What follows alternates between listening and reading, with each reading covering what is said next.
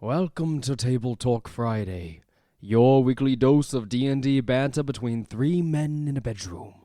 If you like their style, come back every Friday for another upload. Now, back to the boys. This behavior is completely unacceptable. I bought a mic stand. Seth bought a mic stand, and Drew, you just sit in the corner, on the corner of that desk, and you know what? Your mic stand, it's just like, it's precariously close to the edge every time, and you know what? Abusing my property. Yeah, abusing Seth's property.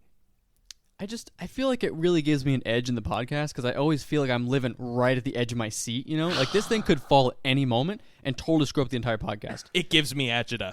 Does it? Yeah, It gets me pumped, Zach. No, Absolutely pumped. I stare at it, and it hits me in the chest, and I say, "Woof, I hope that mic doesn't fall." Then Seth would have to do some editing. See, as much as I love leaning over awkwardly and look at you guys sideways, the mic stand, it's like, it's just too much money. I couldn't possibly. It's like $15. I couldn't possibly mic spare stand? that. No. That's like a whole Subway lunch. Maybe 2 Subway You don't lunches. go to Subway without a do. gift card. I mean, I just finished the gift card, Seth. Okay. That I gave you. And they were wonderful. You know what? To be fair, the nice lady at the Subway, wonderful woman, by the way. What's she her said, name? Subway lady. She told me so graciously that there is 90 cents left on that Subway card. Oh, So the next time I go, that's so sweet. discounted sandwich, boys. That's what it's about. Are we going to be the pro Subway podcast? Is that the stance we're taking? I do like yeah. Subway. Subway's great. I like Subway. You know, I feel like I'm in the Twilight Zone. My entire childhood and into my teen years in college, I loved Subway. But people kept telling me that no, Subway's so bad that I've jumped ship. I'm a Jimmy John's What's boy. so bad about just a sandwich? You know what I mean? It just tastes like a sandwich to me. Right. And I agree with you. I have to, in my mind, now I overanalyze the Subway That's sandwich. like not buying the 70-cent bread when you go into Aldi and buying like the $2.99 Nature's Own because you're like, oh no, I have to have Nature's Own. But then you walk into Aldi and you're like, just buy Love and Fresh. It's like $1. Like, why would you not buy Love and Fresh? Some bread's really good, though, Seth. Yeah, well, I agree that like the Walmart white bread that they give you for 60 cents is trash. Like, that's not good. Oh, it's awful. It's so thin, it falls apart the second the second it touches your mouth, it becomes dust. So nobody wants that in their bread. But when you go to Aldi or Lidl or something like that, just buy their generic brand. It's as good, if not better. But if you want a really good sandwich, specifically like a burger or something, you go to the store, you stroll down the aisle, you get yourself some Pepperidge Farm buns with little sesame seeds on top. Well, yeah, that's a specialty item though.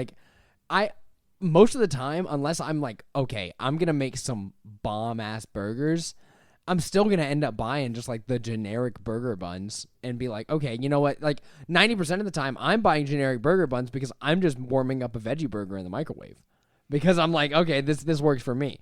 But I mean, there are those days where it's ooh, I go into the store, oh, I'm gonna make some good burgers. I buy the ground beef. I buy the nice buns. I buy the cheese that's not American reduced fat, 45 calories a slice. And then I'm living it up for a night. So, special occasions. See, that's the thing about sandwiches, though. You can take the premium route if you want and really, really splurge, or you can take 2 pieces of cheap bread and throw stuff on it, and it works fine. Jersey Mike's, we got to talk about them because there's a Jersey Mike's right behind Ninja Nation. And I have had a lot of Jersey Mike's over this last year because they get it for lunch for our camp kids all the time, or if we're working a really long day and I don't have time to step out, well, Jersey Mike's is there and I'm not going to get pizza from Mama's because I don't like it anymore because I've had it so much. But It's like warm rubber, Seth. And it's the same for Jersey Mike's at this point, where I'm like, Jersey Mike's is, I would say objectively better than a Subway or a Jimmy. Well, maybe not better than Jimmy John's. I'd say it's up there in the same category, maybe. Really? I haven't had enough Jimmy John's to really be objective about it. But I've had a lot of Jersey Mike's at this point, and I almost don't like it anymore because I've just had it so much. There's nothing special about Jersey Mike's. McDonald's has that special taste, right? I've had McDonald's my whole life, but there's still something special about that just absolute garbage you're shoveling down your mouth hole. No, there's not. There absolutely is nothing good about McDonald's. What? There's I'm No. anti McDonald's. It's cheap, sure. But you know what? You're pooping that thing out 5 minutes after you eat it. No. You don't get McDonald's because it's cheap. You get it for the experience. Yes. You want to No. taste the MSG. You want to taste the GMOs are everywhere. Exactly. You want those genetically modified organisms crawling right down your throat. No. Yes. Just bring your own GMOs and go to anywhere else. Just sprinkle them on the top. Dude, like a Splenda packet of Yeah. GMOs, like you just put over the top of your burger. That would be better I than walk going in- to McDonald's. I can't agree with you, and I'm the guy that eats fast food like once or twice a year at this point. I've had McDonald's twice in the past 2 weeks because my boss buys it for us for free at the beginning of these long, like 12, 13-hour days we have. And so he'll be like, hey, I'm going to go out and get breakfast. I'm going to McDonald's. What do you want? And I go, give me a McGriddle. Of course you want a McGriddle. Of course you want a McGriddle at 6 a.m. Yeah. Like- Drew, you cannot. Have you had a McGriddle? Have you had a McGriddle? I haven't had a McGriddle. You don't communist. Know, you don't know anything. I'm a communist and had a McGriddle? You don't know anything. Okay, I will try McGriddle, but if it's not good, I'm never going back to McDonald's. And I will agree to that because a McGriddle is something special, and I know you will dislike it just because you want to dislike it. I don't want You'll go, I "This isn't want to worth have a it." good experience, though. Like, if there's something that could salvage McDonald's, maybe it's the McGriddle. I don't know. I still, because neither of you guys have had Taco Bell breakfast yet, have you? Of course I've had it's Taco solid. Bell. Oh, yeah, breakfast. wait, no, we talked about it. I Solid. think we had a conversation We about definitely this. had a conversation about Taco Bell And breakfast. you did too, Drew? Yeah, back Okay. in college. I remember I talked about it so much. You know, I've talked about it so much at this point, and so many people have been like, really? I've never tried that. And I've been like, oh, what? Because you should have tried it like months ago. You should have tried this years ago. Because I remember the first time I had it in high school, someone said, Taco Bell breakfast is really good. You should stop by sometime. And I remember who it was. It was one of the saxophone players in the marching band. He was an alto player. He was one of my greatest friends. And he said, you have to try Taco Bell breakfast. And damn, that stuff is far better than just regular Taco Bell. Which I love regular Taco Bell. I'm a Taco Bell fanatic, but Loves Taco Bell, but McDonald's, nuh-uh. oh, but Taco Bell is 10 times better than McDonald's. No, we're not ever comparing them. They're very different. But Taco Bell is the McDonald's of the same genre. So like Taco Bell is the McDonald's of Mexican food, while McDonald's is like the McDonald's of Five Guys or like TG, any standard steakhouse. American food. Yeah, standard American food. I mean, Taco Bell has the finest horse meat you can get on this side of the country. Okay? No, Drew. Taco Bell is the McDonald's of Mexican food. But McDonald's sucks. It's so bad. You can have an opinion, but there is something special about types of food like that. You already have it for Taco Bell, and we already agree on that. But they're in the same ballpark where that same feeling you have about Taco Bell is what we have about McDonald's as well. But Sometimes you're just in the mood. I will level with you. McDonald's, hot garbage. It's not Awful. good. It's not good. No, it doesn't but even taste that great. But you know what it does taste like? Childhood. Home. Does Yes. it? It Does tastes like childhood? home. It tastes like a stomach ache is what it You tastes know why like. we too. understand? Because we're from the same area. You know, we Uh-huh. we saw the Hannah Montana movie on the same day in the same theater. We did. At some point we're going to talk about Barbarians today. But first, No, we have to tell this story because it's so fun. yeah, so Seth and I, we're the best of friends now. Yeah. But we lived like one town over for our entire childhoods and never met until college. So for my fifth grade Merit event is what they called it. Yeah, that's what they called it at my school. Yeah, merit event. It was the same thing at mine. And you get that for what? It was good attendance and like AB honor roll or something like that. Yeah, So for hitting like certain things, they give you these things called merit events. Dumbest thing ever. I didn't know what that meant. I was just like, well, hell yeah, I get to go see Hannah Montana. Well, no, I was definitely in the anti-Hannah Montana group. Oh no. My sister loved Hannah Montana, and so I wasn't at the time, thinking like, oh, but that's a girl show. No, I was still like, yeah, I like Hannah Montana. It's good. No, I was definitely Whoa. that's a girl show, and I never even seen Hannah Montana after I watched the movie. I kind of liked it. It was good. I watched some It Hannah was Montana. very good. But the movie's not even about Hannah Montana. It's about Rico. I want Rico more. He's the star of the show. I don't think. I don't was think Rico. I don't even in think the Rico movie? was in the movie. I don't know. I dude. remember back to the TV show, man. I watched that thing for Rico, man. Rico was the best. So, Zach and I both had merit event. me being from my town, him being from the next town over.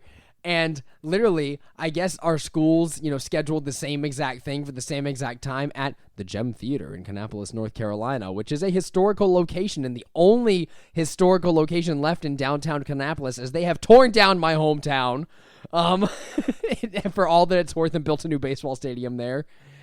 And it's very nice. I've been. It's really cool. But on the same day at the same time, Zachary Carvon and I were present in the same theater in our childhood, and we didn't know until college. But we talked about this one time in college, and I was like, "Yeah, one time my 5th grade went to a merit event, and so we saw I remember seeing the Hannah Montana movie, and Zach was like, at the Gem Theater. At the Gem Theater. How old were you? 5th grade. Yeah, me too. Did we go at the same day? Yes, we definitely did. That theater was packed. It holds 900 something seats. Yeah, we were definitely in the same place. There are not 900 kids in our school in Kannapolis. There's people just standing in the movie theater watching the movie. Yeah, well, the funny thing about that is I was at the Kannapolis Intermediate School at that time, which was down the road from the Gem Theater up a big hill. Guess how we got there? Walking up the hill. We walked. We walked to our merit event. How did they get there? In a bus. A bus? They didn't have to walk anywhere. See, you definitely need some McDonald's after that. You worked up the appetite.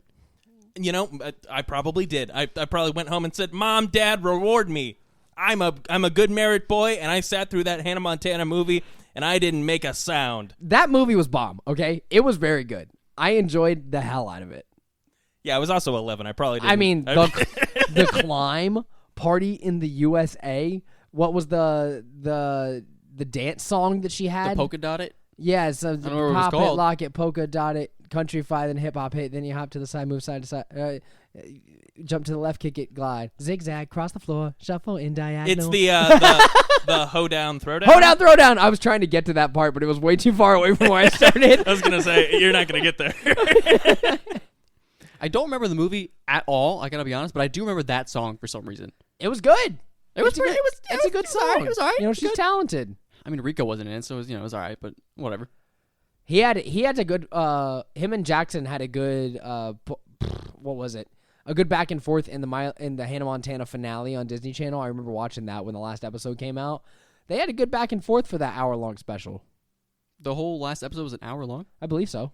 Yeah, and the one thing that I really remember about Rico from Hannah Montana. Hey-o, it's Rico! Yeah, no, it's how angry he got. And, how he would just, rage out on people. Yeah. And he would do extra damage with his melee weapon attacks. Do you remember because he got so angry. Do you remember the time that he, assaulted Miley? Because he just, kissed her out of the blue in the first time we meet Rico? What a barbarian. Can you believe that? Can you believe that? What a barbarian. In fact, welcome to Table Talk Friday, where this week Zach's doing the intro. And I didn't catch on in time. I didn't catch on. I was I was still talking about Rico, dude. My mind not at all went to oh yeah, we're moving on from this. This week we're doing a deep dive into Barbarians. I'm Zach. And over there's Drew, and that's Seth. You don't get to introduce yourselves, but he just pointed at us. Yeah. How are you boys doing today? Well, I never get to do this part, but I'm having an okay day. Let me tell you that today was a very long day. I'm not going to go through the entirety woe is me story about everything that went wrong today, but I'm just very glad to be sitting here in this chair with you guys. What about you, Drew? I'm feeling pretty good. Had a good day at work. Met up with a big old business meeting, talking to some big old fancy people about big fancy things. And now I'm here being all fancy, talking about podcast stuff. So, good to go. Good. This is our, I believe, third class deep dive episode. We've done rogues, we've done fighters, and just sticking with that martial theme, why not just jump right into Barbarians? I will just say up front, Barbarian, for, bang for your buck. Really, the conversation about, who's the most optimized non-spell casting martial class, fighter versus barbarian. I know there's, positives for both. I've loved playing fighters. I've loved playing barbarians. But, pound for pound, the class that makes you feel the most powerful at, just nothing can stand in your way, that's a barbarian. Oh, yeah, 100%. Now, we have seen some insane fighters, like one Nuth that we have seen in our games recently, and he felt just like a barbarian to me. But, well, yeah he was a rune knight, which it crimps on the barbarian style and gives you by resistance. giving you a rage. Yeah, to all damage, so... Yeah, and that's exactly what Barbarian does. With their hulking out rage forms, they're just getting like half damage on all of these different attacks that come in towards them, especially unless you're playing what is it, the totem barbarian? Yes, Path of the Totem. Yeah, the ones that completely negate all, like half of all damage except for psychic. Barbarians are just absolute bullet sponges. I love the idea of being resistant to psychic damage. I'm not sure how you do it. You just kind of brace and make a weird face, like push it out of your brain. I feel like you just have to be very mentally sound. I feel like that monks should be resistant to psychic damage in some way. Yeah, that's absolutely true. Maybe Matt Mercer, he's got his Way of the Cobalt Soul or whatever. Yeah, they probably have resistance to psychic damage. Yeah, I just came up with that on the spot, but I think that should be considered. They're pretty cool. I really like the resistance. I feel like the barbarian should be the one that has most of the resistances, and when I see other classes sometimes with resistances, it makes me feel a little weird about the barbarian as far as bludgeoning and slashing goes. Like level 14 Twilight Druids. Those are weird. Well, what I'll say about that is the barbarian gets this early on, and you feel that presence of, regardless of what your, subclass is, you're going to have that resistance to bludgeoning, piercing, and slashing damage all the way from level 1 until level 20. At level 1, the wizard has, 7 hit points? The barbarian at base, if they have no constitution, has 12, and then when they rage, they have resistance to virtually all damage that you're going to be running into at level 1. So that's 24 hit points. That's over 3 times the amount of hit points that a wizard has. Right. And that's saying you have no constitution. Yeah. An average barbarian would have, double that. So 15, 16, and then add, double that up to 32. Yeah. Friggin' ridiculous. That's a level 1 character. Oh, yeah. With the equivalent of 32 hit points. I played a barbarian the other day in our one-off, and I'm not even trying to do a hit point build by any means. I did have a 20 constitution, so that happened. That helped. But I wasn't trying, but I did have a 20 constitution. Trying. He ended up with some extra numbers where it was like, oh, well. It's like 225 hit points or something like that. That's ungodly. Yeah. I mean, I know I play a wizard. Feet? I did have the tough Okay. feet, but it by no means was a hit point build. I just threw it on. It sounds like you did the only 2 things you could do to increase your hit points. Well, no. I did the classic barbarian for the audience, we were playing a level 15 one-off. There's only so much you can do, with 15 levels to play with. Yeah, I guess that's fair, but I forewent the tough feat because I wanted Great Weapon Master, which definitely came into play. Definitely came into play for hit points. I haven't had the honor of using Great Weapon Master yet with the Barb, but I'm very excited to do it. Yeah, and I've got to stick away from those feats at this point because I feel like I'm abusing them. I like it. No, I mean, if no one minds, I'm gonna keep doing it. No, I like it because then I can throw really strong things at you guys, like Bahamut himself. Yeah. We did not stand a chance against Bahamut himself, but we stood more of a chance than any other characters that we've ever played, probably. Exactly. Anyways, I think we should get into the baseline of what barbarians can do. So we've already started out with their rage, but Zach, why don't you just go ahead and give me the baseline for some other abilities that barbarians have on top of, their just general rage and martial abilities. I know they get some extra damage with their rage. They get some general advantage on athletics checks and stuff like that. So why don't you just give me a little rundown? Yeah. So just starting off, their level 1 class features, they get their rage and they get their unarmored defense. So the unarmored defense at base, if they're wearing no armor, their armor class equals 10 plus their dexterity modifier plus their constitution modifier. So the barbarian for all intents and purposes, they can wear light or medium armor. If they wear heavy armor, they're unable to rage. But this is a class where if you've got the constitution for it, then forget about armor. You don't need it because you can shrug off these blows just with your burly, beefy might, and it's it's fucking sick. So the rage feature we already talked about. It does give you resistance to bludgeoning, piercing, and slashing damage. Additionally, you have advantage on strength checks and strength saving throws. And when you make a melee weapon attack using strength, you gain a bonus to the damage roll that increases based on your level. This feature, you can activate your rage as a bonus action, and you get so many a day. I will say that is the one thing that I always have to consider when I'm playing a barbarian, because our adventuring days, as a D&D table, we usually do several combats per day. Like if it's a day where we're going to be getting into combat. So you do have to consider, well, shit, I've only got 3 rages. I got to make sure that these count and I'm not wasting one on like the easy combat. And that's been something that I feel like I've had to figure out as a DM is I had a tendency to have a session or to have a bunch of sessions where, okay, you guys do a little role play, you guys do a little combat, you guys do a little resting and more role play and like hanging out, divvying up items and whatnot, and then the session's over. And I had to get used to being like, okay, no, I can't just let them rest all the time because then everybody's fighting full force all the time. And I feel like I've gotten slowly better at that with, actually like,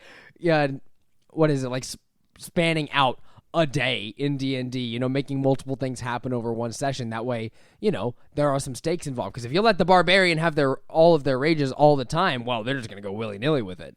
Right. So the barbarian gets all of this awesome shit compared to the fighter, which at first level has a fraction of the hit points. And fighting style? Yeah, and then their fighting style and second win, I believe they also get at first level. But it's not close. Like there is no contest for.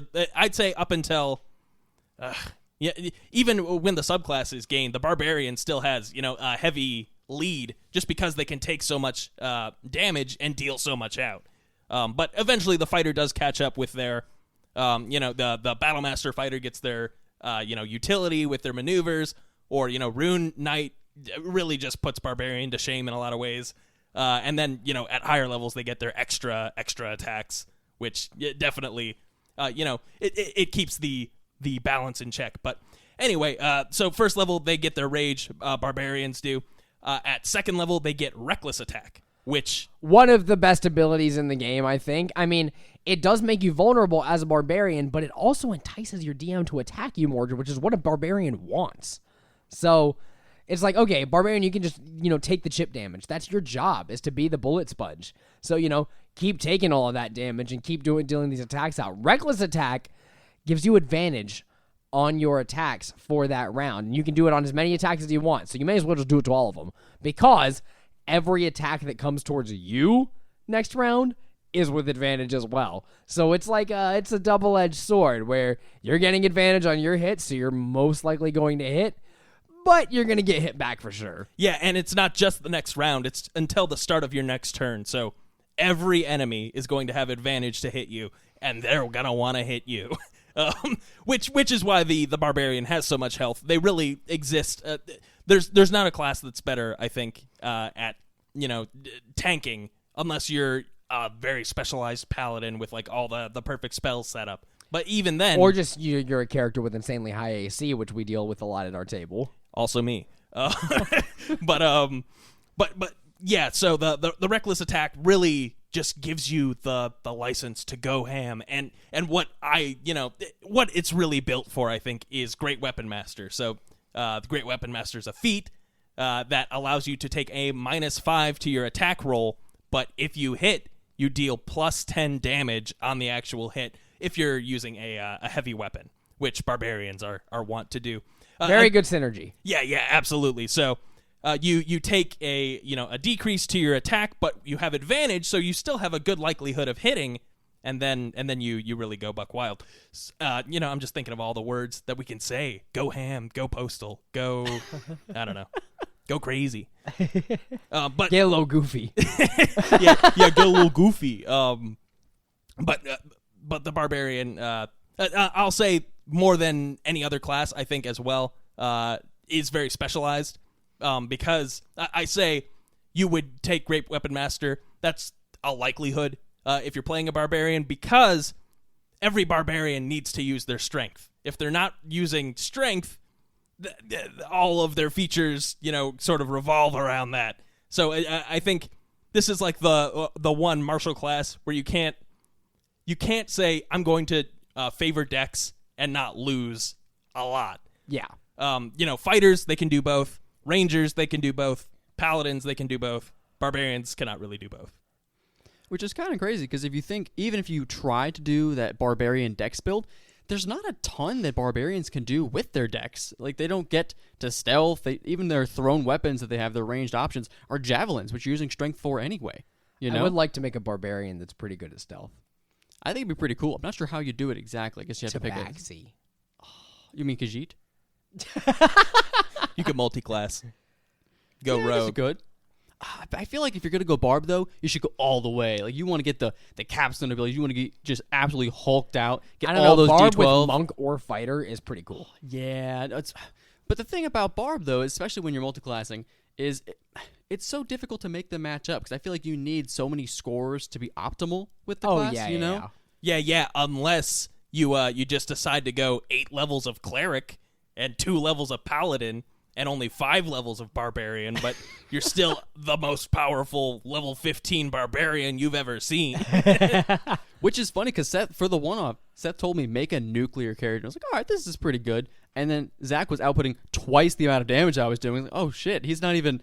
I'm full barb. You're not used to making nuclear characters, though. No. This is Zach's and Sean's specialties.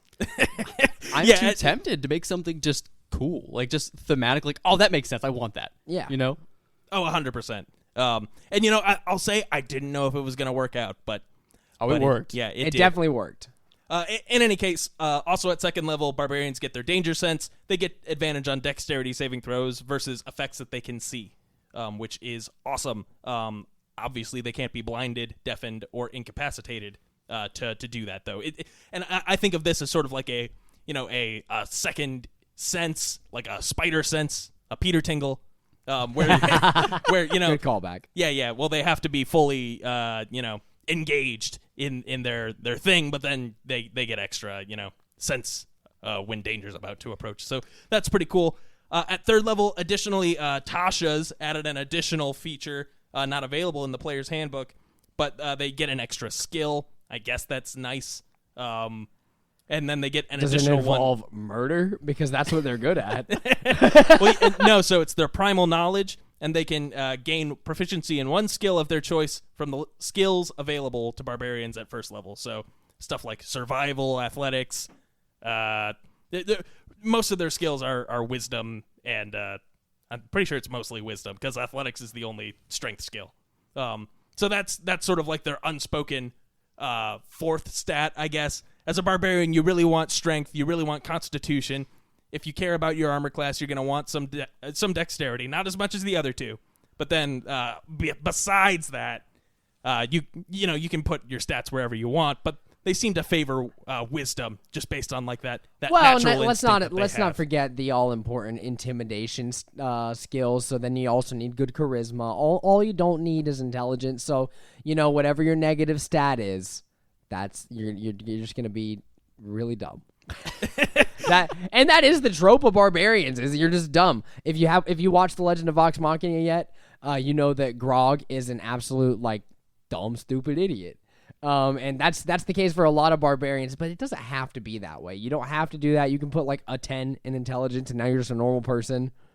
You could even be a smart barbarian, but yeah, that's typically the dumb stat, is going to be intelligence and or charisma. Yeah, and so you could definitely see a smart barbarian, right? Like, they exist in fiction all the time. If you think about yes. Wilson Fisk, that's a smart barbarian. Yes. Any big, tough, strong crime lord, that's a barbarian. Yeah, absolutely. Which is funny, because I've played a barb twice now in my D&D career, and both times I think the minimum intelligence I had was a 14. So I like smart barbs. I think it breaks the mold a little bit. Is Bane from Batman a smart barbarian? Oh, he's got to be. I feel like he definitely is. He's got some sort of magic item, though, for a helmet kind of a thing. Not You sure mean what the it would be. mask? His mask? Yeah, is it a helmet? Is it a mask? What is it? It kind of It depends on the comic, man.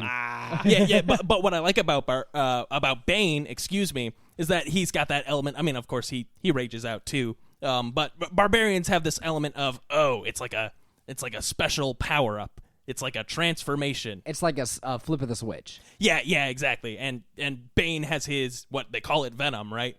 That like he injects into his veins and makes him more powerful. You could think of that as his rage.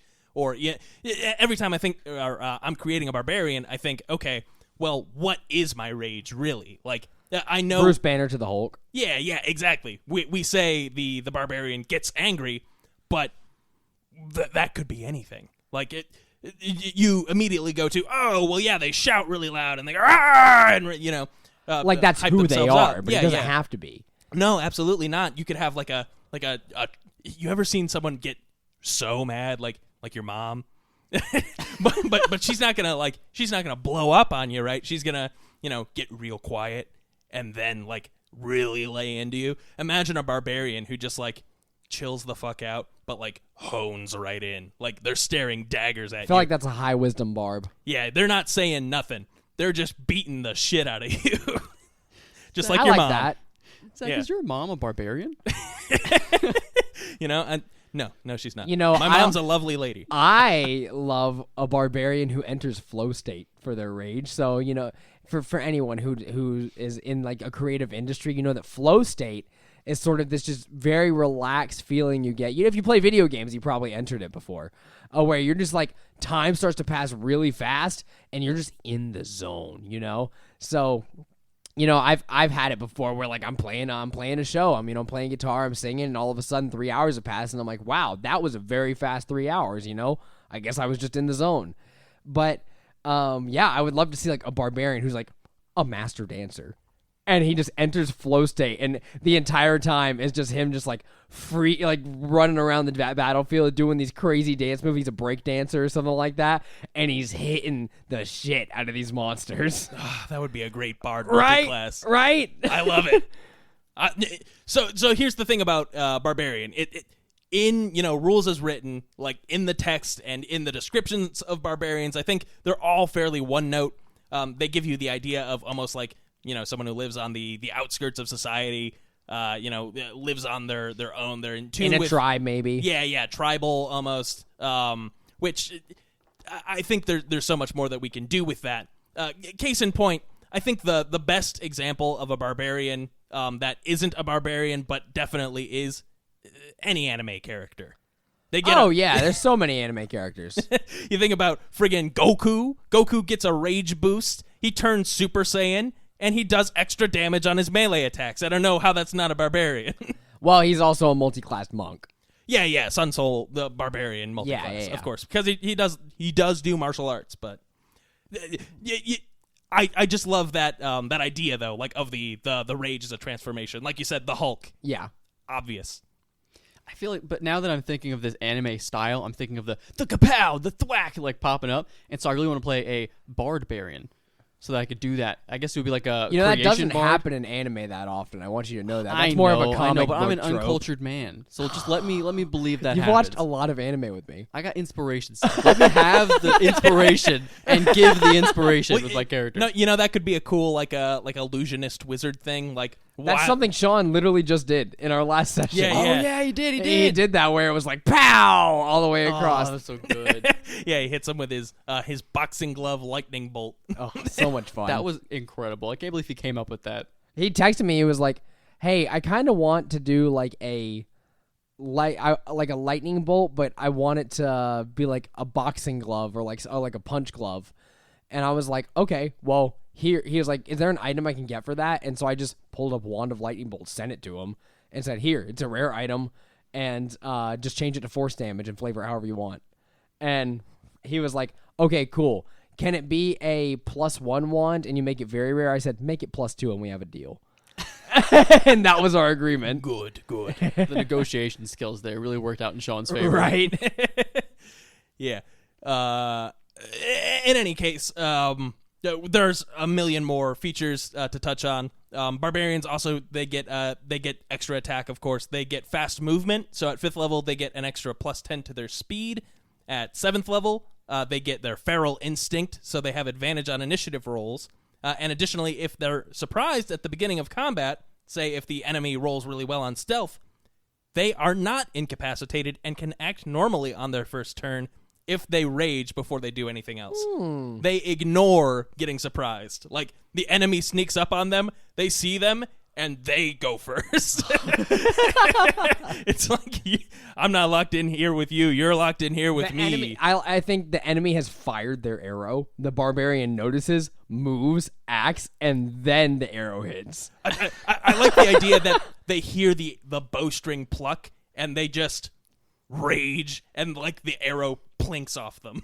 Yes, like they tense up their muscles, or just and then go for it. Inserts their skin and damages them while they charge at this person.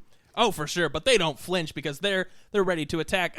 Additionally, at 7th level, and this is a great synergy for this feature, they get their instinctive pounce. This is a new feature added in Tasha's Cauldron of Everything. But as a part of the bonus action you take to enter your rage, this is at any point, you can move up to half your speed. They get an extra half of their movement when they rage. That's at the start of pretty much any combat. So they're going to close the distance between them and, this sniper takes a shot from 100 feet away. Okay, good fucking luck. I'm on you. I got 40 movement speed. They snap vanish. Yeah, exactly. See, I actually really like that because I feel like there's a lot of people that have to rage because they don't want to get damaged, especially when they're in a distance combat. You rage out, you run up, you don't do any damage, and your rage drops. It gives you a little bit extra oomph to get to the people. Oh, yeah. 100%. Additionally, at 9th, 13th, and 17th level, they get their brutal critical, which they add 1 additional weapon damage die when determining the extra damage for a critical hit with a melee attack. Friggin' sick. With reckless attack, that just makes you a critical machine. Yeah, and on a half-orc, they've already got 1. So that's an extra die. And then if you think about, what if you multi-class with champion fighter, you get an extra chance for your crits. And with our critical rule where we max out the damage, it's just a lot of damage. Oh, it's disgusting. Disgusting. Let's see. Divine Smite. Divine. Yeah. Or you give them a magic weapon with like a Searing Smite on it or something. Yeah. I mean, honestly, the Barbarian doesn't need it at that point with some of these subclasses. No, I'm just trying to make them as disgusting as possible. Oh, please do. Barbarian jump build, perhaps? We can make it work. We can't make it work. I think there's a totem that you can take that gives you extra jumping or something. Yeah, it's called being a Harengon. Yeah, I feel like one of the totems does. I feel like it might. It might have been one of the ones that's in a Sword Coast Adventurer's Guide. Oh, maybe like there was the elk and the tiger. Wolf, tiger. Yeah. So in the player's handbook, they have bear, eagle, wolf, and then in Sword Coast Adventurer's Guide, they added elk and tiger. Let's see. They get their relentless rage at 11th level. At 11th level, your rage can keep you fighting despite grievous wounds. If you drop to 0 hit points while you're raging, you don't die outright. You can make a DC 10 Constitution saving throw, and if you succeed, you drop to 1 hit point instead. Did you do that the other day? I did. I was about to, but I beat Bahamut too bad. He just left, so I didn't need it. Oh, right. Mm-hmm. Yep. And each time you use this feature, after the first, the DC increases by 5. Did you use that the other day, Zach? That ability? I didn't have it. That's an 11th level feature. I was a 5th level barbarian. I'm dumb. Yep. But it'd be sick. And again, half-orc was made to be a barbarian. We've seen a ton of half-orc barbarians at our table, but there's a good reason why. Because imagine this. They already have their relentless endurance, and then you try to hit them. Again, they still drop to 1. You hit them again, still drop to 1. They could keep doing that at least like 4 times if they get really lucky. That's disgusting. That's awesome. That's exactly why I like barbarians, though, because everything about our barbarians says I'm unstoppable. Even the titles of their abilities, you have feral instinct, brutal critical, relentless rage. Like you just can't stop them if they're coming at you. And we talked about something like this in our in the fighter episode where we talked about samurai. Because my whole idea of like the samurai getting back up with that that capstone ability. that capstone ability and finishing off their foe like from behind is just also for the barbarian. Like they get knocked down anime character style as described, knocked down flat on their back. It looks like they're out cold. The person's cheering, they're in the tournament arc. The stands are like going wild. It looks like this person's won. They turn their back and the barbarian stands back up. They knock him down again. The barbarian stands back up. Oh, so good. Oh, I'm fucking into it. And, just to, we may not get to this in this episode, but the Path of the Zealot Barbarian 14th level feature, Rage Beyond Death, it's disgusting. So, I've read this. It's very cool. Yeah, just to jump into my favorite subclass for Barbarians. Yeah, I think we should each like getting past these normal barbarian abilities, each go into some of the barbarian subclasses we really vibe with, because I have one I want to talk about. Yeah. So in addition to their relentless rage, where they can just drop to 1 hit point, if they drop to 0 hit points finally, while you're raging, having 0 hit points doesn't knock you unconscious. You must still make death saving throws, and you suffer the normal effects of taking damage while at 0 hit points, including, death. But, however, if you would die due to failing death saving throws, you don't die until your rage ends, and you die then only if you still have 0 hit points. So imagine you're getting down low. Oh, it's so cool. And you know that the next hit against you is going to drop you to 0. You still have 1 rage left. You rage, you're alive for a whole minute. The ancient blue dragon thinks it had you on the ropes, but you've got 10 turns with it. You're not stuck in here with it. It's stuck in here with you. That's fucking ridiculous. And then not only that, you keep taking death failures. I would rack them up. I'd say, keep them coming. And then, you just have your cleric friend step in and healing word right before I die. I'm still up, baby. It's ridiculous. Like, oh, no. This is normal for him. Yeah. He is on the brink of death, like losing limbs and whatnot. Like, oh yeah, no, this is just him. I love it so much. The way I imagine it, it's like, every because they're the zealot barbarian and they're empowered by some deity. Like as the killing blow, like they get stabbed right through the chest, the wound is immediately cauterized by like a radiant light or some shit. Ooh. And then like, their arm comes completely undone, and then like radiant stitches shoot it back into its socket just long enough for you to throw another punch. So the zealot is the one that like after you've died you can be resummoned like in the future, right? Yeah. So at 3rd level, their feature is any spell that would raise dead basically costs no material component. So Revivify, you can do for free. You don't need 300 gold worth of diamonds. Raise Dead, you could do for free. Any of the others you can do for free. So the way I really like to think of it is, you get that arm chopped off, but what's still there is like the soul version of it, like is your ethereal form that you're just, keep coming back through. And the second you get healed or the second you get revivified with something like that, everything just comes back together like as exists again, basically. Like maybe you have a bunch of your arms just laying around. This happens all the time, or like the second something gets chopped out, you are existing in that ethereal form, your like soul form or whatever as the zealot. And yeah, you can just be brought back to life at any point because you're the zealot. Yeah, no, that's really fucking cool. I think Revivify does state that you can't restore lost limbs. Don't rules lawyer me. But well, what I want to say about that and what was so cool about my character in our one-off was taking that concept of, okay, he's been revived a lot. He does come back to life, but like he's missing pieces. This man is a skeleton. He's been alive for centuries and died 100 different times, but he's just been brought back so many times that, it was literally an orc skeleton with just like little bits of muscle hanging on by the good grace of Groomsh.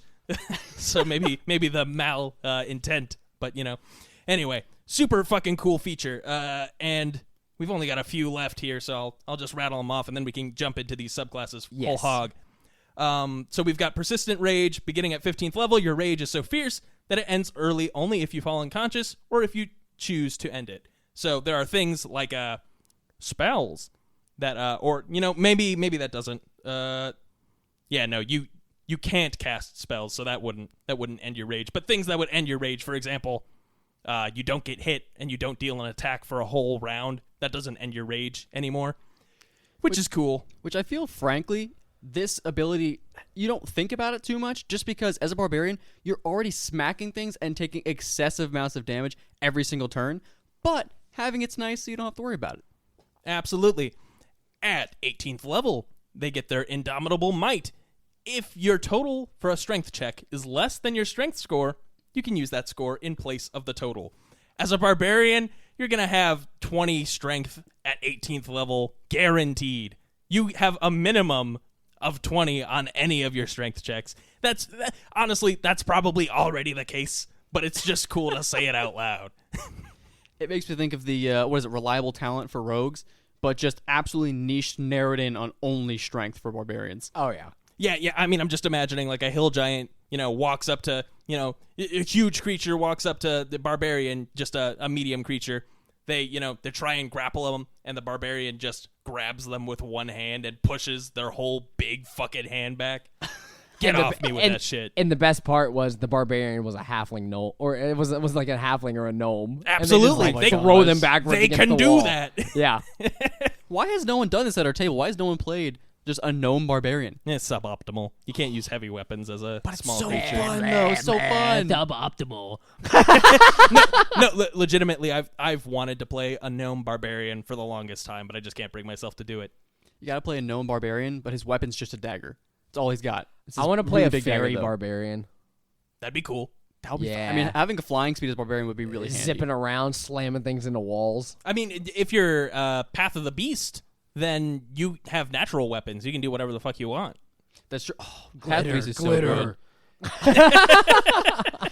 Which, I know we were talking Path of the Totem Warrior before, but the eagle form, I know everyone goes bear. I really, really like the eagle form the most, to be perfectly honest. The last version you get, the last ability you get with that path, you actually get a flight speed on your turn. You actually can't fly once the turn ends, but you can get to wherever you need to as a barbarian. It gives you full mobility. That's pretty cool, because one of the weaknesses, I would say, of the barbarian class is the fact that their ranged combat is not really nearly as good as their close quarters combat. A lot of times with barbarians, the second the wyvern flies off the ground, you're just not able to do much. Yeah. And that unless given an item to make you be able to fly or get to that enemy, you're kind of just out of luck in combats where, the dragon picks up your friend and flies away. Okay. Unless you're that new Path of the Giant, Unearthed Arcana barbarian, and you get your bonuses to all your throne shit, and you're a throwing man. That's cool, but not official yet. No, not official yet. But Drew, what I will say about the totem barbarian, and we will get there, is you don't have to forego the amazing bear ability at level 3.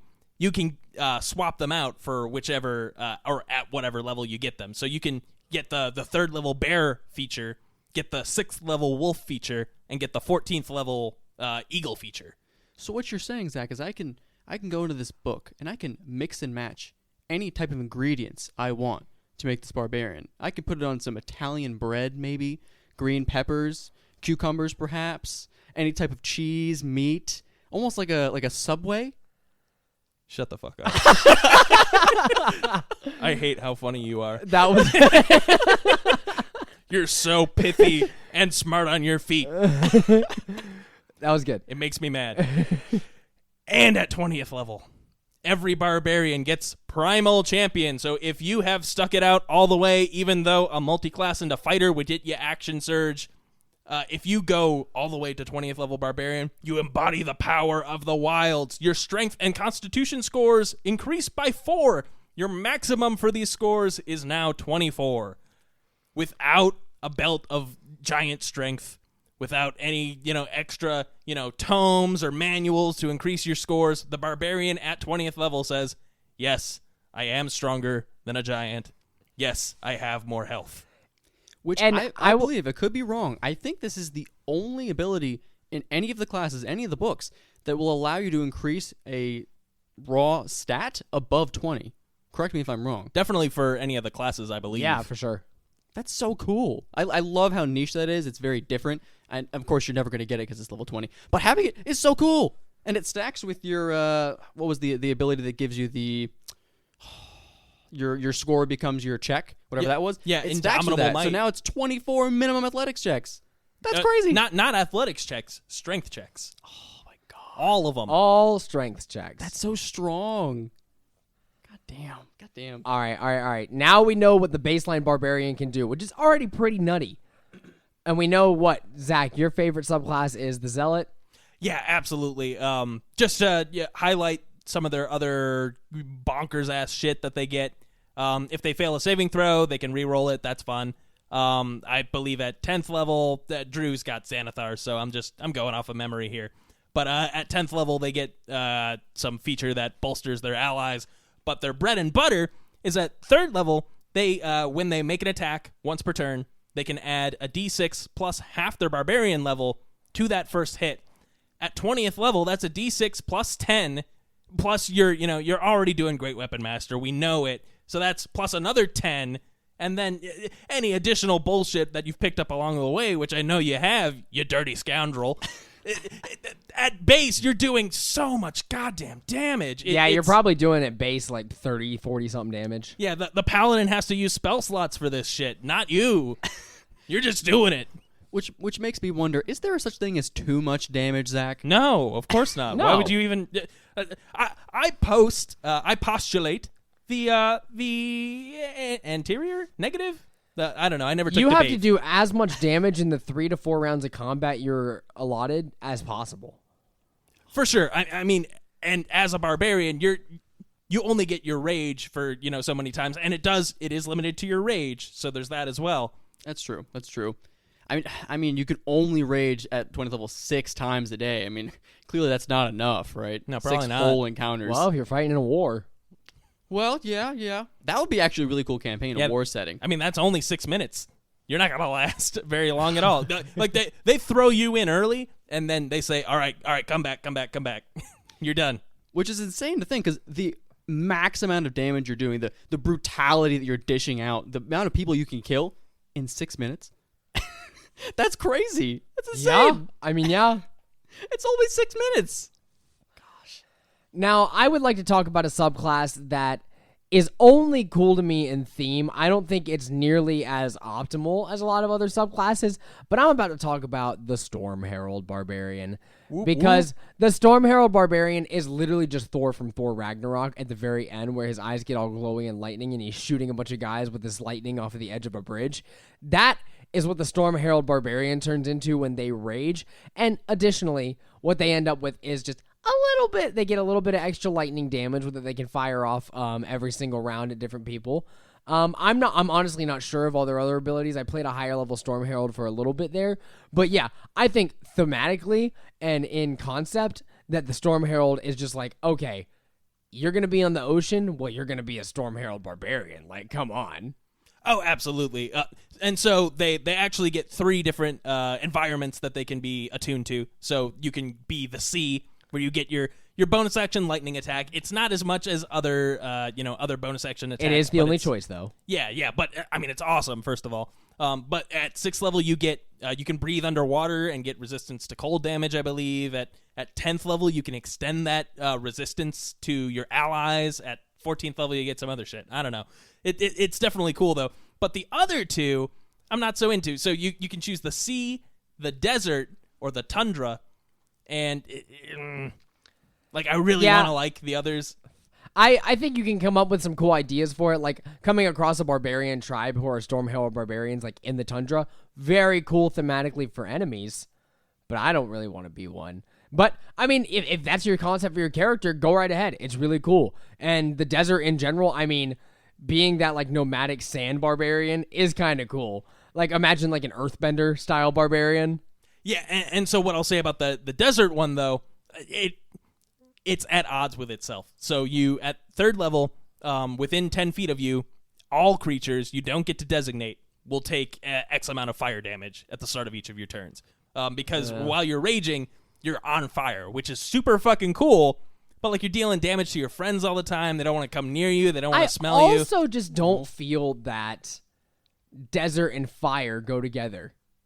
No, not really. And I think this class would have been stronger if they stuck just to the lightning theme. But they thought, well, there's different types of storms, and like I'll agree with you. A snowstorm barbarian, that's cool. But like how is fire a desert storm? How is that a No, sandstorm? it's like, okay, deserts are hot. I get it, fire damage, but like a desert barbarian who literally like becomes like sandy, like a sandman.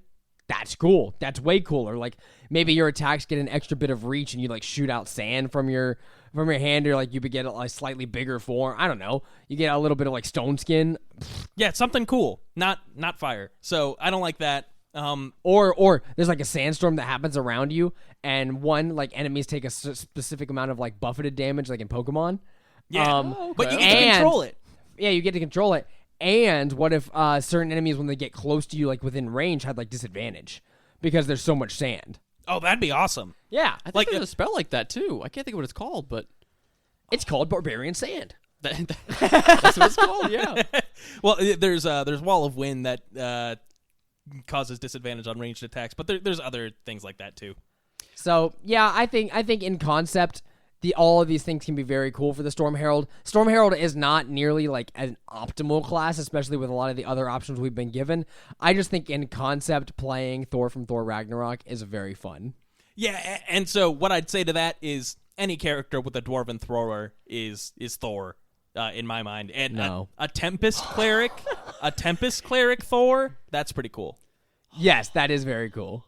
But why be Storm Herald when you could be Tempest cleric, Zach? That's what I just said, Drew. But just play that. No barbarian. You don't even need a barbarian. You could take those pages in player handbook, tear them out, throw them away. You don't need no more barbarian cleric. and then we end it. We just end the episode there. No more barbarian. No more barbarian. Well, no. Now we're doing our That's deep like dive that- into clerics. That's like the House of M. Like you wander from House of M, just like no more mutants. Done. Exactly. With clerics being such a beast of a class, I do want to talk very quickly about the primal barbarian path, which I think is by far the coolest one. I think if I were to play in a campaign setting, I would definitely have to play this one. You mean the path of the beast, correct? Yeah, that's the one I thought. Yeah, that's it. That's what I said. But it's so cool. Think about when you get bit by a werewolf in D&D. You don't want to get rid of the lycanthropy because it's really cool. Or you ever want to be like a vampire, or shifters maybe they just don't do it for you. This is it. You could transform into different things. You can have different features. And if you've played Elden Ring, like Godfrey the Grafted, I think his name is called, where he's got the big old dragon thing. Godric, actually. Godfrey is the golden. Well, don't be. He's right. This isn't Elden Ring. It's D&D, okay? But You brought it up. look, guys. It's really, really cool. And I want to say it's like 3rd level or something. I played this a whole like 2 days ago, so I could possibly remember. But it's really sick. You can choose between, very similar to the paths or the totem options and the other class features we were talking about.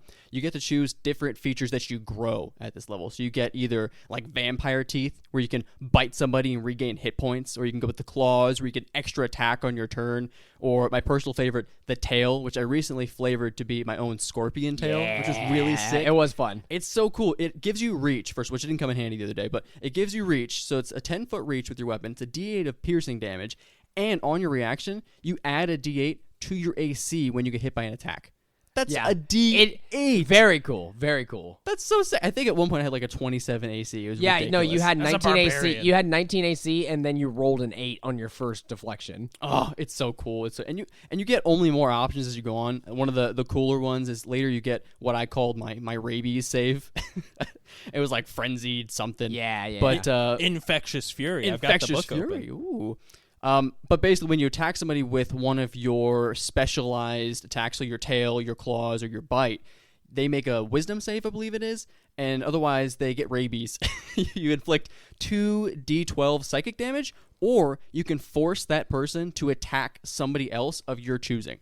So you can just make the dragon bite somebody else, or you control your friends and have them bite one of your buddies. But and of course, my favorite ability out of all of them was the level 14th. I want to say it's Call of the Hunt.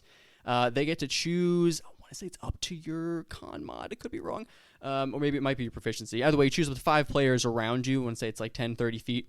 all those people that accept your call of the hunt, your wolf pack ability, if you will, they all get the ability to add a d6 damage on top of their attacks once per turn, which is really cool. Gives it that barbarian support feel, which I'm all about. I always have to play a support character.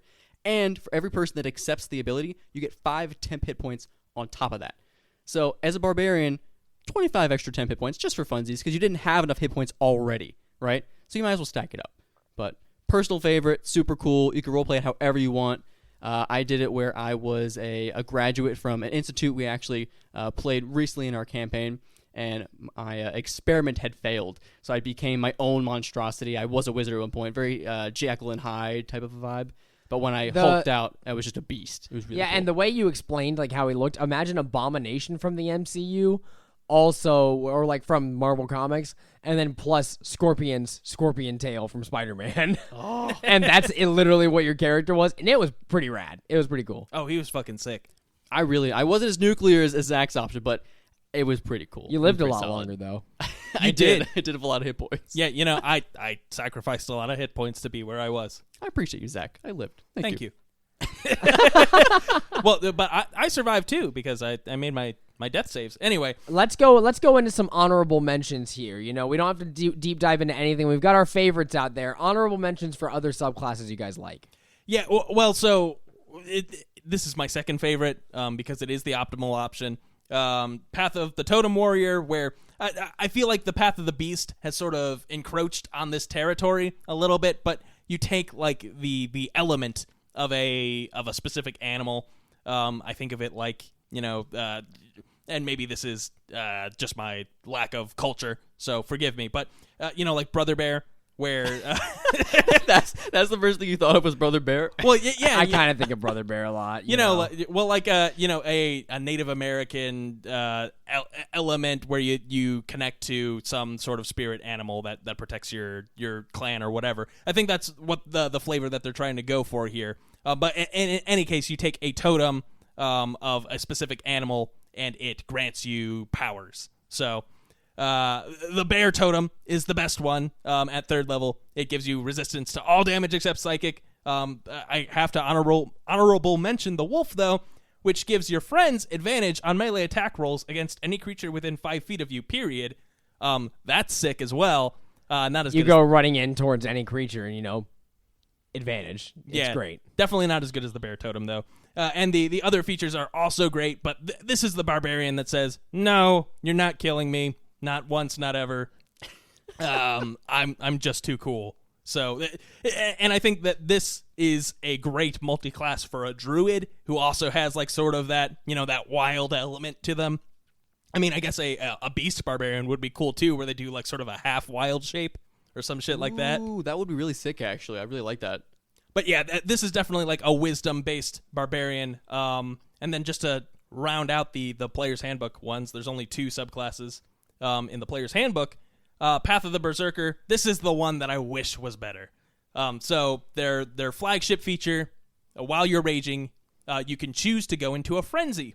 When you go into a frenzy, you can use your bonus action to make a melee weapon attack, which it sounds pretty good because as a barbarian, you're not getting extra attacks with your main weapon ever. This is the only subclass that does it.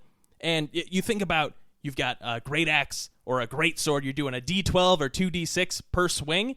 Add, any extra features on top of that, that's a lot of damage. But once your rage ends, you gain 1 level of exhaustion. That seems harsh, doesn't it? Yeah, and that doesn't go away until a long rest. So if you frenzy 3 times in one day, well, let's flip to the back of the player's handbook and tell them what they win, Jim. At 1 level of exhaustion, you have disadvantage on ability checks. You can live without those. You're fine. At 2 levels, your speed is halved. All of a sudden, in combat, that whole running up to the enemy thing is going to be pretty tough when you're so pooped that you can't. And then at 3 checks, you have disadvantage on attack rolls and saving throws. You're still in combat, and you need this. Yeah, I think the idea of this frenzied rage is like you can't use it every time you rage, or else you're done. So like, frenzied rage only for the boss fight. Like, you're just not going to be optimal till then. and that is what sucks about it, is that exhaustion really cripples it. There's got to be some other way to like give them a drawback for their frenzied rage. Yeah, so like we were talking about in our D&D wish list, this is one of the classes that I would like to see them, just go back, think about, all right, we've got a lot of strong options for Barbarian. What can we do here to make this not seem so unappealing? Because I love the idea of, this is the Berserker. They go fucking nuts. They don't care. This is Grog from Vox Machina. Yeah. Like, he is a Berserker. Yeah, and it's so cool, but just let me use the feature a little bit. Maybe they lose the exhaustion gained in this way on a short rest, or something. Maybe their exhaustion, or rather than exhaustion, like their maximum hit points decrease, or something. Like make them tire out, but don't make them useless, because that's sort of it's unattractive versus any of the other options. I mean, they've got some cool stuff. They ignore charm or frighten while they're raging, just because they're so in the zone. That's cool. They've got their intimidating presence. They've got retaliation. They can make a reaction melee weapon attack at 14th level anytime they get hit. That's cool. But I just want more, I want more. I understand that. I agree. I feel like it just needs a little something on the top. I do really like, to be honest, the mindless rage, because to me it takes away the threat of, oh, our party barbarian that slaughters everything just got turned against us, kind of a vibe with the dominate sort of a feel.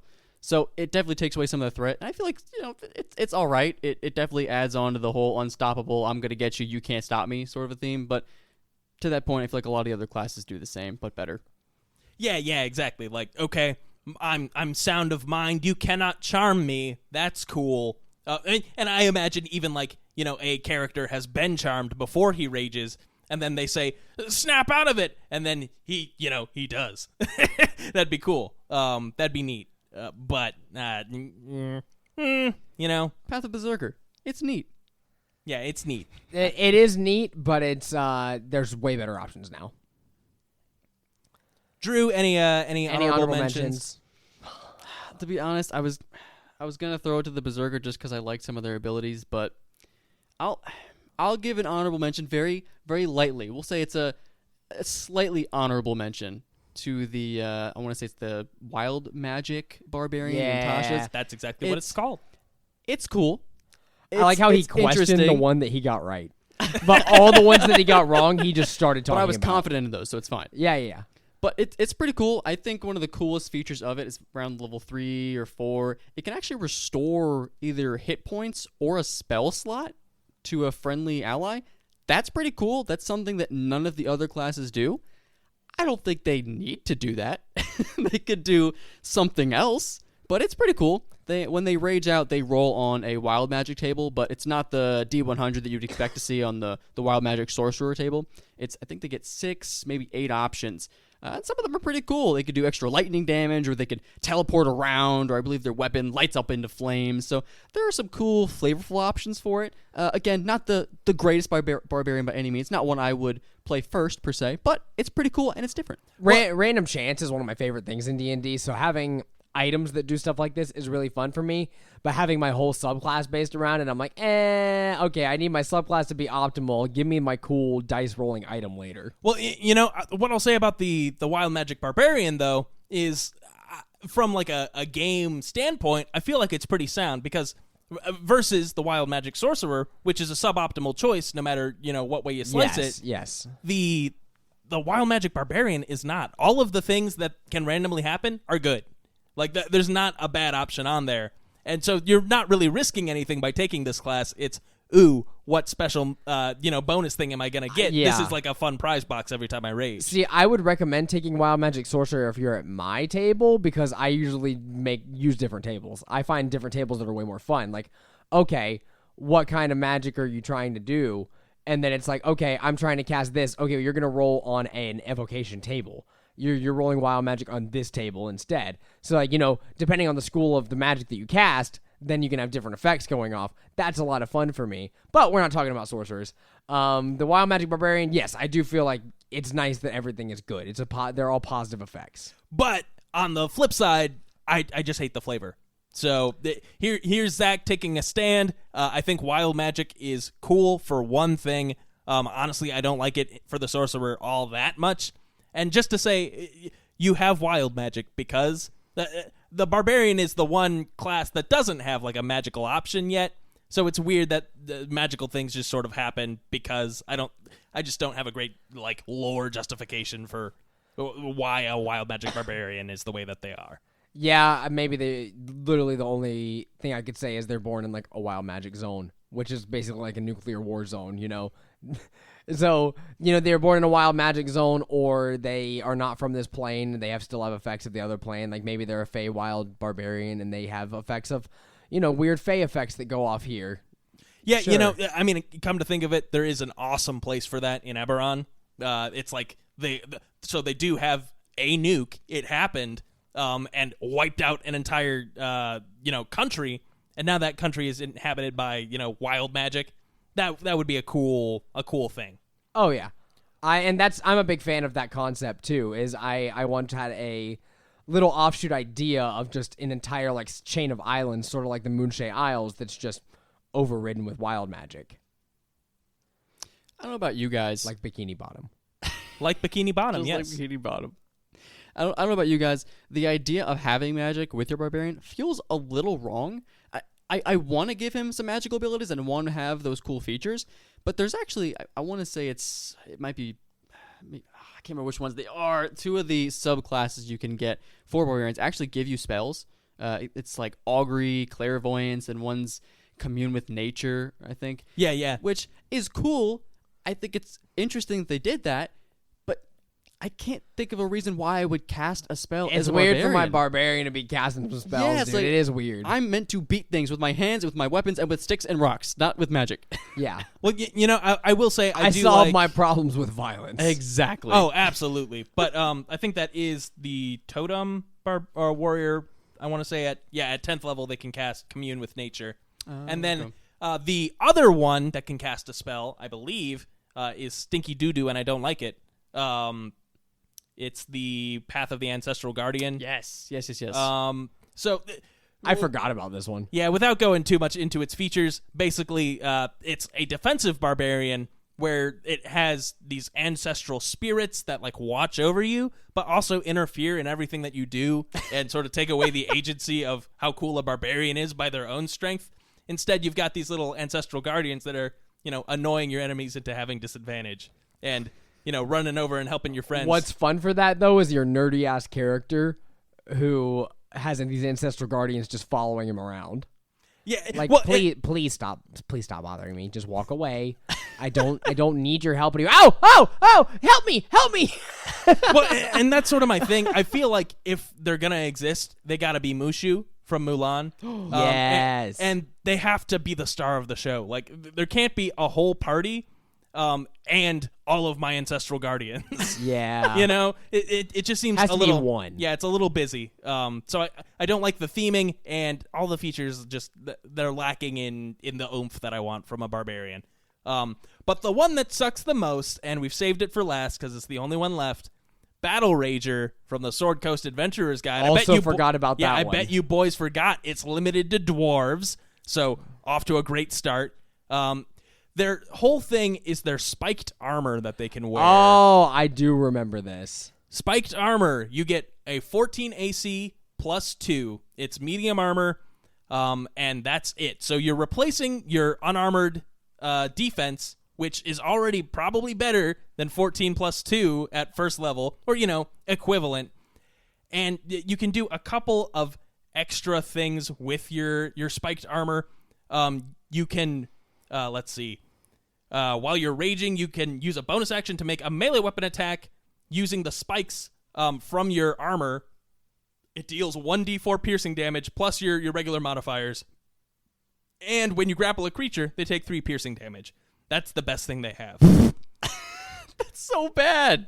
That's awful. Yeah, other than that, they get, let's see, Reckless Abandon. When you use your Reckless attack, you can also gain temporary hit points equal to your con mod. They vanish when your rage ends. At 10th level, you can take the dash action as a bonus action. Get the fuck out of here. That's a rogue feature at level 2. At 14th level, their capstone ability. Starting at 14th level, when a creature within 5 feet of you hits you with a melee attack, The attacker takes 3, count them, 3 piercing damage if you're raging, aren't incapacitated, and are wearing spiked armor. It's just, why would I do this to myself? I've got a max of 16 AC with this shitty armor that does shitty damage. It's like they saw the Berserker and said, I think I could make it worse. Oh. Thank you so much for listening to Table Talk Friday. That was some dog doo-doo armor. I don't even want to continue after that. I mean, so I will say, in theory, I feel like a spiked armor would be a cool magic item. Yeah, it would be just a cool item you can have with you. Yeah, they did not proofread this one. No one play tested. No one thought about this class, and that's why the really Sword Coast Adventurers Guide is such a weird book, because you get things like the Blade Singer, which is busted, and it came out officially, and it's still busted. It's still great.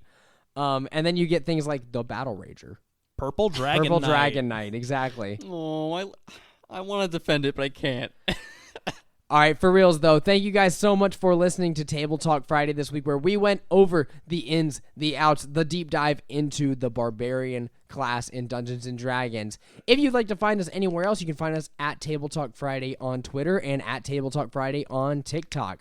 For any other Table Talk Friday inquiries, you can send an email to tabletalkfriday@gmail.com with your questions, your comments, your concerns, anything under the D&D umbrella. Anything you'd like to tell us about your favorite Barbarian subclass, or a cool story about a character that you made. With that, can I just have a Barbarian get me out of here? Get out! Get out of my room! I need you to leave. I'm not watching anime. It's something cool, I promise. Get out! Get out of my room, Mom. Thank you for listening to Table Talk Friday. For more information, advice, questions, comments, and concerns, you can email the boys at tabletalkfriday@gmail.com. And if you'd like to tell your own stories, why don't you hit them up there? Send an inquiry or something, a sending spell. Thank you very much for listening, and please follow and come back next week. Goodbye. Bye-bye.